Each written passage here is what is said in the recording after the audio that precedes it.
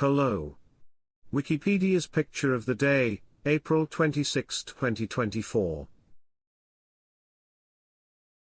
Today's video is about Lichfield Cathedral.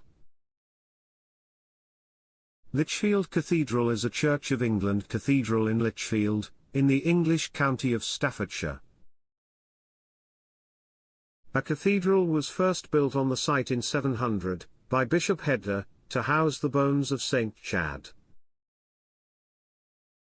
The original wooden building was replaced by a Norman cathedral made from stone, which in turn was replaced by the present Gothic structure, begun in 1195. The fabric of the cathedral suffered in the English Civil War, when it was used as a defensive structure. In the 18th century the interior was extensively remodelled, with major structural work organised by James Wyatt. This involved removing the high altar to make a single worship area consisting of the choir and lady chapel, and adding a massive stone screen at the entrance to the choir.